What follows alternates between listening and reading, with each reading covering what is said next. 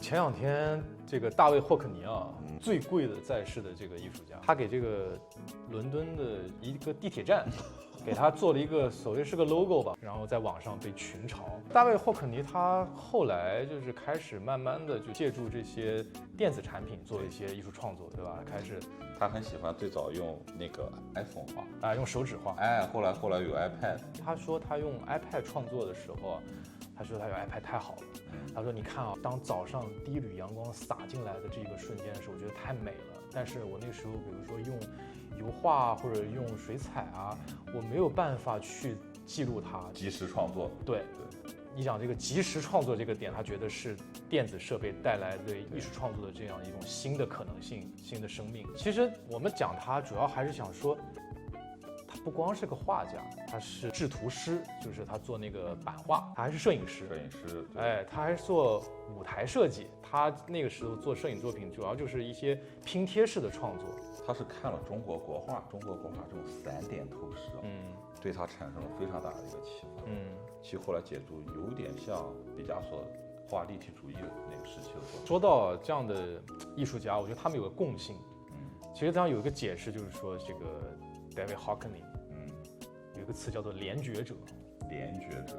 就是说他的整个的这种观感嘛，其实是相通的。在这方面，他的整个的艺术表达其实都是相当于打通了这个任督二脉。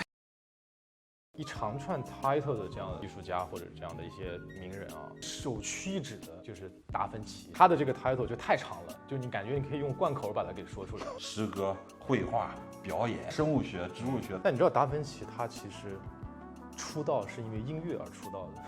是吗？据说他当年就弹这个七弦琴，弹得非常厉害。最厉害的就是他不光有这些各种方面的这种才华和能力，人家还是这种颜值也是杠杠的。是吗？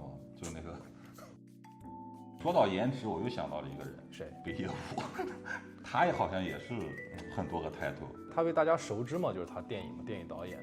北野武其实人家出道是演员出道，好不好？对，搞笑艺人好像是。对，其实就有一种形式，就有点像相声。日本的郭德纲有一年在上海的这个当代艺术博物馆有看过他的一个展，就是他的一些绘画，包括装置的作品。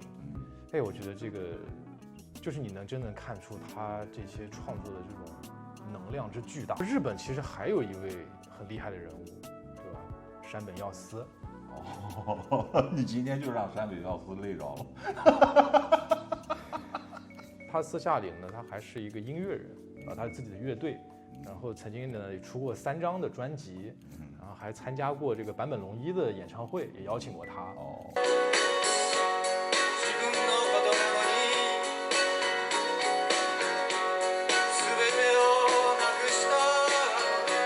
大家对他这个乐队的风评是比较一般的，所以相比他那玩音乐玩的就是高出几个段位的，那就是另外一位大导演Woody Allen。那人家是正儿八经是从小就是吹那个黑管那他之后呢又组建了自己的乐队，比较 regular 的在纽约的一家酒吧里面他做演出。其实他们像这种比较固定的班底，然后经常性的这种演出，我觉得他们的就不是说存在某一种目的，而是在享受这个事情。你不觉得这些人他们其实都是在乐于其中，对，都在享受他们的，乐在其中，其实就在享受。他们厉害的就在于说他们真的是玩的也很专业。我们刚才说这几个艺术家啊，像山本耀司也好Woody Allen也好，你看他们都跨界到音乐上去了，对吧？你看我们也是从事视觉方面的一些工作，你又跃跃欲试了。心又痒了，再做一期挑战。我们各自为边界，为我们这个频道做一个片头曲。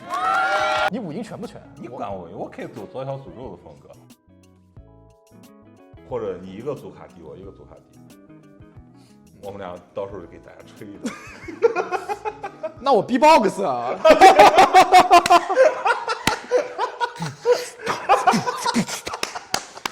这个，好了，挑战成功了。